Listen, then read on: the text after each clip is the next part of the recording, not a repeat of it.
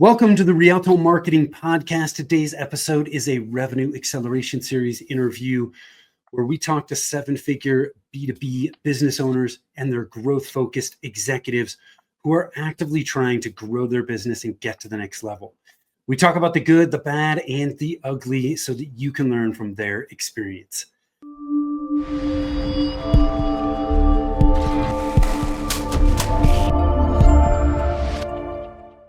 Hi, I am Tim Fitzpatrick with Rialto Marketing, where we believe marketing shouldn't be difficult. Thank you so much for taking the time to tune in. I am super excited to have Jim McNeese with me today from C2 Excel. Jim, welcome and thanks for being here. Thank you, Tim. Thanks for having me. I'm honored. Absolutely. I am excited to dig into this with you today. Before we do that, I want to ask you just a few rapid fire questions to kick things off. Are you ready to jump in with both feet? Yes, sir. Okay, man. So very quickly, what do you do and how long have you been doing it? I am a technology consulting company helping business solve business problems, business needs via technology. I've been in the industry for about 25 years now, but on the indirect side with my own company, about 18 years. Okay, very cool. What's the most important lesson you've learned in running your business? There's so many lessons, but if you had to pick one, what would it be? Probably be consistent.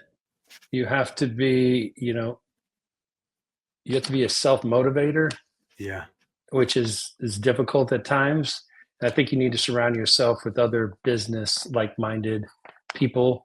So when there's tough days, you can lean on them, and we're all going through the same issues, problems. So it's nice to lean on others. I love it. Consistency over time. Super important. A lot of people can be consistent for a short period of time, but if we're going to be successful, we got to be consistent long-term. We know business has its ups and downs. Do you have any kind of mantra or something motivational that you say to yourself or share with the people on your team to kind of push through those times? Yes. And again, time to time, we have to remind ourselves, this is why we have our company. Yeah. If we didn't do the tough stuff, we wouldn't have a company. This is our value add to our clients. Yeah. No one wants to do the dirty work or the tough stuff. So when we get down or it's difficult or we can't get something done, I just remind the team, hey, this is why we do what we do. Yeah. Yeah. I love it. So I know you had, Jim, you had mentioned you've been in the industry for 25 years. Your current company, C2 Excel, what you started about 8.5-ish years ago, right? Yes, sir. What drove you to start your own company? So I've always wanted to own my own company since I was, I think, in high school. I used to buy and sell cars all the time. I was always trying to hustle something. So I've always been in that mindset. And then when I left corporate America, I had two companies, but it's always with another partner. And one of them decided to go back to corporate America just because it's a grind. And then the other one was I sold the company, and now I decided I want to own my own company and without partners. So decided to go it solo. Yes, sir. So, during our pre-interview, you had mentioned that, and you just touched on this a little bit, that you started over twice, and you've still been able to build successful businesses. What kept you going during those times, and how did you just stay motivated to rebuild?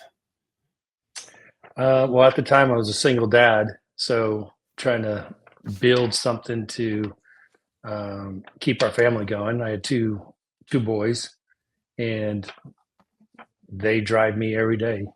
Yeah, they still drive me. So I couldn't fail. I couldn't let them down. And years later, I told them, I went to $100,000 in credit card debt. I was like, I explained to them all the tough times, and they're like, "Dad, we never noticed anything." Yeah. So that was tough. Yeah, I can only imagine that. And I think well, we all have times like that. Some are, they're slightly different for each of us, but yeah, at those times, did you ever think about going back to corporate? No, sir. Yeah, you were just I like, mean, it would have. I gotta push through this.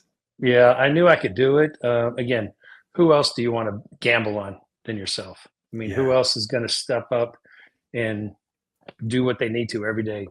yeah, I could have gone back to corporate America and probably got 100K base, yeah, and you know, but that's not me. That's not my passion. Um, I knew I could do it. It's just gonna. yeah. It took me 3 years to get above water. So, Wow. How long had you been in business when that initial kind of I got to rebuild happened? like I said, this was my third company. So the company before that, is like 7, 8 years in that company, and I had to sell off for personal reasons, and so I had to start from zero From again. scratch. Yes, sir. Yeah. So, but I knew I had the connections. I went back to old clients, and started to grind again. Yeah. Yeah. And that's another thing I was talking about, thinking about earlier, to tell you is, you can't get complacent in this business because you never know the economy. It could Yeah. be, there's a million things that could disrupt your Yeah. business, and you have to be Right. consistently grinding and You know, looking in the. I interviewed somebody. This was quite a while ago, about success, and one of the things he talked about was just complacency is the biggest issue that people run into with success. They get to this point where they feel successful and they get complacent, and then that complacency just kills it. Because another thing that's coming top of mind to me, and I don't know who originally said it, but it's like, this too shall pass, right? And that means good and bad, Yep. right? When it's good, hey, enjoy it because it's gonna pass, and when it's bad, it's gonna pass too. So we absolutely, man, we cannot get complacent. We've got to constantly be just you constantly have to have your eyes on the ball, right? Um, Yep. and it reminds me too, like when I originally started Rialto Marketing, I've had multiple shifts in this business. But when I originally started it, we were selling mobile applications into the K-12 education space. And I was building on an app platform, very similar to like a website building platform. And this was about 2.5, 3 years in.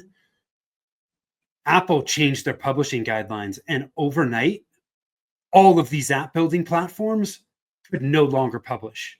And they worked through it, and we were eventually able to republish. But that was a point for me where I was like, Eye-opening experience. I got to do something different. Like my livelihood is heavily tied to the policies of Apple and Google, and I have no control of that. And frankly, I mean, to put it bluntly, like they don't care about small companies. I mean, with their policies, like they just don't care. So that was one of the times that I started to make a shift in my business. And it's those times like you just don't foresee some of those things coming down the pipe. Yeah, and you just have to be prepared for like, hey, when they happen, like I'm gonna figure it out. Yep. And in our industry, I tell a lot of my competitors, you got to diversify. You have to diversify TSDs. You have to diversify carriers because Yeah, you just never know yeah, what could happen. Anything could happen. So, yeah. Well, and, in a lot of our businesses, we just need to look at those places where we need redundancies. um because again, it's easy to get complacent and go, gosh, well, this vendor that I'm buying from is a great vendor, but there's a lot of things beyond our control, and we need to be prepared for those things if and when agree. they happen. Agree. um well, and the pandemic's a great example of that too. Like companies that were heavily invested in specific verticals, um you know travel, hospitality, like if they didn't have other sources of revenue, that dried up overnight. Yep. Which is, yeah, it's tough. So, um, you recently started exploring options to expand your marketing efforts. I'm curious. I want to break this down a little bit. What initially kind of drove you to do this, and what have you learned in the process? So I'm gonna step back a little bit because when Yeah, we first started C2Excel, it took a few years to get up and going. And once I started getting, I'm the type of guy. I'm 0 to 60. I'm Barry Bonds. I'm not going to hit base hits. I'm going for yeah, home runs every time, which is not. This is how it's been all my life, yeah, and that's just how I am. yeah, So I hired a bunch of sales reps right off the gate, or right out the gate after I got past the 3 years, yeah, and partnered with AT&T. Things were going smooth, and then the bottom fell out of the partnership with AT&T. Long story short, um, those sales reps didn't pan out. So I invested a lot of money in sales reps. So they left. I started doing it on my own again. Again, slow and steady, which is not me, but I didn't have the overhead and I didn't have to babysit. yeah, So I've done this multiple times. And then I've tried to hire again, didn't work out. So that's when I started the marketing campaign saying, yeah, if I can get somebody else, third party, making phone calls, once I get the lead, we have about a 95 close ratio, yeah, percent close ratio. So that's how we changed, and I haven't had good experience with it. yeah. How long are you still doing that, or did you stop? No, sir. I had a contract, a 7 month contract, very painful, long contract, Yeah, and finished that and lost about 30 grand. doing it. What did Yes, you sir. um? Where do you think things went wrong there? Because I think there's things for people to glean from that experience. And by the way, you are not alone on a beach by yourself there. Like I talked to so many people that have run into similar issues. Yeah, and again, it seems like since COVID, I get more emails and more LinkedIn about lead generation and how they can bring you hundreds of leads a month, and Yeah, I don't know what's going on, but the the clients that we focus on, enterprise multi-location, a call center is not going to get the attention that we're the kind of clients that we're looking for. yeah, yeah, So, but I decided to do more transactional, drop the number of seats, number of employees, tried to do that, and it just doesn't work. yeah, They don't show up for phone calls. Um, I listened to some of the recordings, and they're pushing the client, and they don't want to have a conversation with me. yeah. So, just not a good experience. I've tried it 2 or 3 times, thinking I'm going to get a different result. So, what they call it, insanity. Yeah, yeah, yeah. Yes, exactly. Yeah, yeah, So, yeah. It's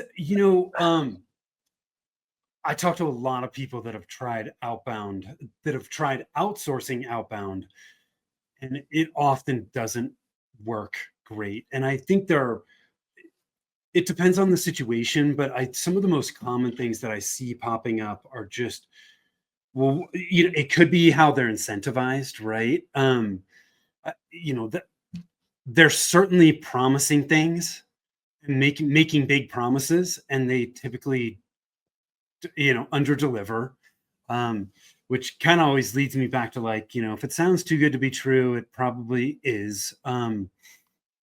But their incentive is to drive results, and so I think oftentimes they end up cutting corners to try and get results or generate leads, no matter mhm, what type of quality those leads are. I And agree. and so you end up having these calls, and you're like, man, these people aren't qualified at all. What we're sending the leads, you know. I think one of the other challenges too is, and this doesn't happen all the time, but I see it fairly often, where just the targeting is off, the messaging is not there, right? So they're targeting very broadly because they, a larger pool, then we can pull in more leads from it. But it's really difficult to target broad. The message it ends up not resonating. We got to go narrow. And I think most outbound, and frankly, most marketing agencies want to target more broadly as well. And it's, And that, you can't do that. yeah. And that's where I take responsibility, because we have access to 400, 500 vendors, partners, carriers worldwide.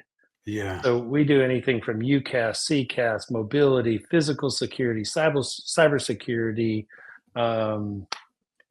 POTS lines, Yeah. internet. There's just so much that we can do. Anything to do with IT or telecom, Yeah. we have a vendor, partner, carrier that can handle it.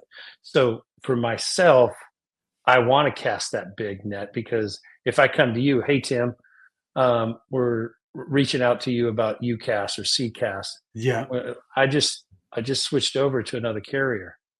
So if I go into one direct, if you just signed, I lose the deal.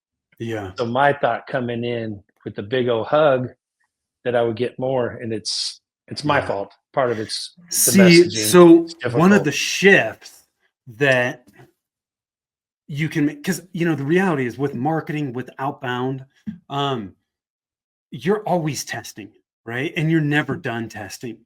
Um, a lot of it doesn't work, but when you find the things that work, the returns are very good, and it makes, you can't find the things that work unless you work through the things that don't.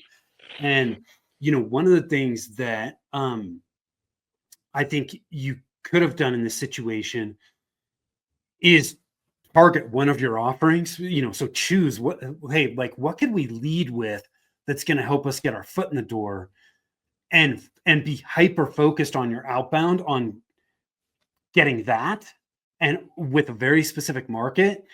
And then that opens up it, just because all you want are the conversations to start, right? Yep.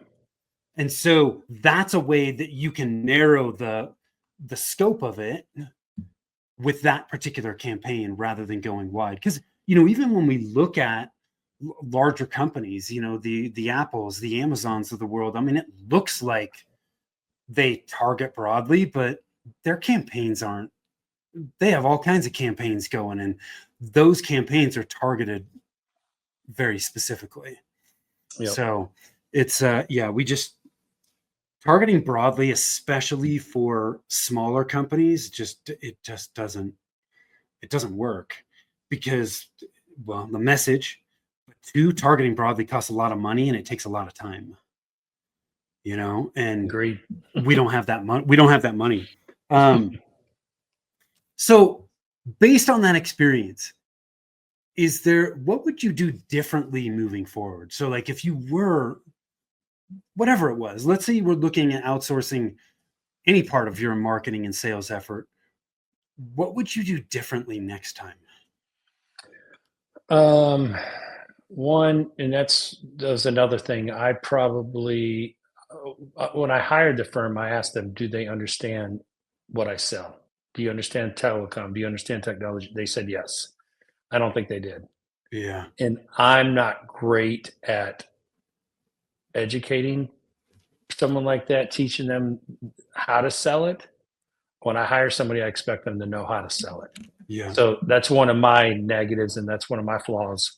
So I take responsibility for that. So if I ever were to do, I doubt I'd do that again, but if I did something similar, I would find somebody that could educate them better than what I did. Got So it. Yeah, so it's interesting you bring that up, Jim, because the way I think about it, like when we look at building a marketing engine, the first thing that we look at is strategy. And I think of strategy as like the fuel for the engine.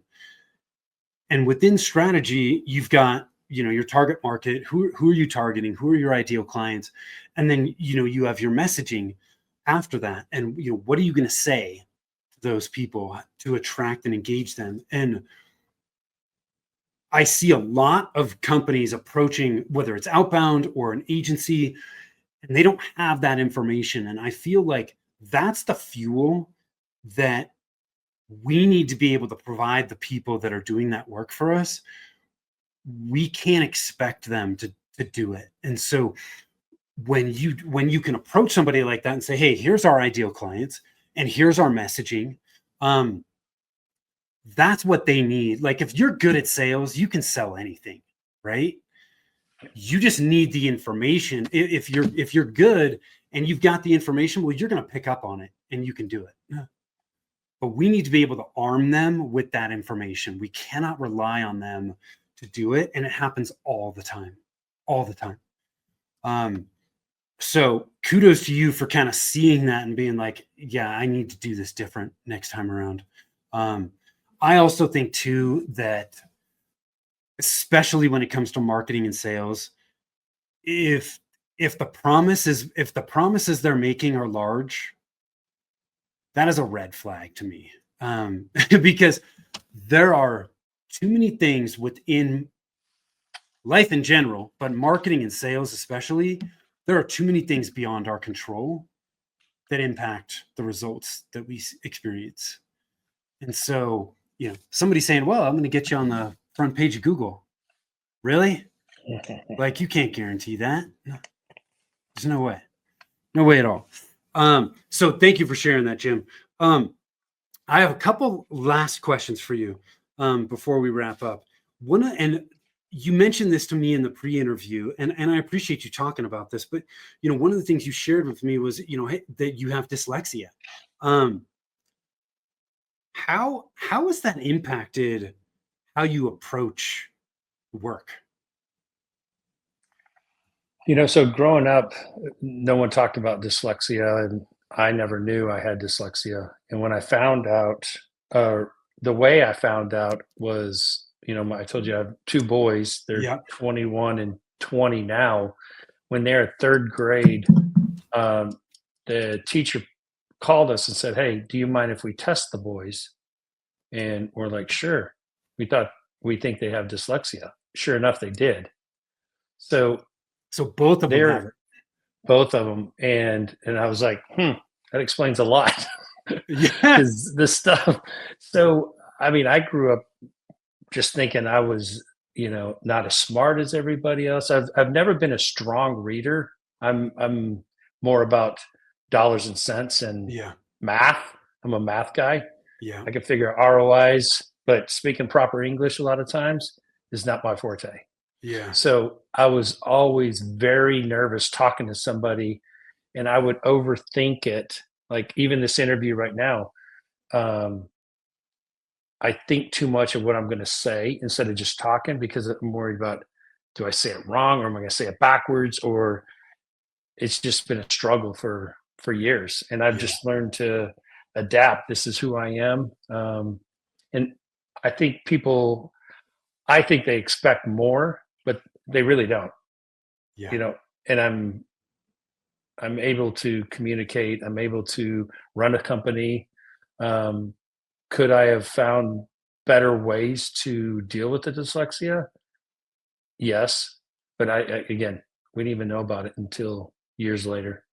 Yeah. Yeah. So I appreciate you sharing that, because it's like, one of the things I always so I have two girls, and one of the things I'm always reiterating to them is like, guys, everybody's got problems. I mean, it's so easy to look at social media, which is a highlight reel, and it just makes most people feel like garbage. And it's like, no, like, nobody's perfect. We all got issues, multiple issues that we're dealing with. You just don't always have visibility to it. And we can allow those things to hold us back, or we can choose that, no, I'm going to deal with this, and this is how I'm going to do it, and I'm going to push forward. And that's what you chose to do, which I respect and admire you doing that, because I have no idea what that's like to be dyslexic, because that's not something that I struggle with, but I can only imagine what it's like, right? And I think we put it. I think I put more pressure on myself, thinking that I have to know everything. I have to be perfect because you're a CEO of a company. Yeah. Can be a CEO of a company. All you do is start a Yeah. LLC. You know what I'm Yeah. saying? It doesn't take much. So I, but I put it on myself. It's like, okay, I have to know it all. I have to, lead my employees. I have to be able to educate my clients. I Yeah. have, but they're humans too. Like you said, everybody has something that Yeah. they're dealing with. Yeah. So just be who you Always. are and be upfront. Hey, I have this issue. Yeah. Yeah. Yeah. Well, and gosh, I don't do, not to go down a totally different path, but like I like with AI, I use I have a custom GPT in Chat GPT that I call the effective communicator. And I put some parameters in there and I use it all the time to just either write emails for me and then I tweak them, or depending on what the email is, I'll write the email and I pop it in there. It's phenomenal. Like Hmm. it helps me see things that I'm not seeing, right? It takes the emotion out of communication sometimes, depending on what I'm trying to communicate. Um, like I'm just thankful we have tools at our disposal that can help us with whatever it is we might be dealing with. Um, Have you heard of lavender? no, Look up lavender. So you can lavender. go and write down, let's just say I'll send an email to you requesting a meeting or whatever it is. Yep. You can put it in lavender and it will grade you. It will give you, I think it's out of 100, 68. How it's And great. you have to put it, say, into like a fifth grade language, Okay. and it'll help you correct it. And every time you change it, it'll show you increasing your grade, your That's interesting. score. I'll have It's to check that phenomenal. out. Because I did that in that GPT is well, write it up. I can't remember. I either put like a third to fifth grade level, something like that. But the other thing I loaded in there, because I also use Grammarly and I've used Grammarly for a long time. I do.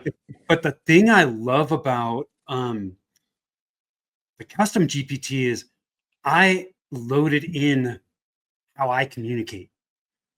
So I loaded in a bunch of data from podcast interviews, from things I've typed, you know, videos, all kinds of stuff, so that it knows how I communicate, and then the output is how I speak, and how I tend to say Amazing. things. And so that's one of the things I really like about that you don't get from a tool like Grammarly, at least at this point. Um, but yeah, thankful that You'll we get have there. these things that are at our fingertips now, right? Yes, Um, sir. well, this has been fantastic, Jim. I really appreciate you taking the time. One last question. Knowing what you know now, is there anything you would do differently? Yes, sir. I would have hired an EA a lot earlier than I did. I literally just hired an EA 3 months ago, and my life has changed Yep. So that's an professionally and assistant. personally. Yes, sir. Okay, got it. And is that It's person? Are they virtual? Yes, sir. They're remote. Okay, cool. I talk to her every morning, and she lays out my schedule. She manages my calendar. She manages my inbox. She she runs my life now. Anytime I travel, she'll book everything. It's taken. So does she handle personal and professional? Yes, sir. Very cool. Anything I ask her to do, especially with the marketing stuff, Yeah, she's handling. She's going through Canvas and putting research and all that stuff using yeah. AI. Um, Interesting. yep, it's been a godsend.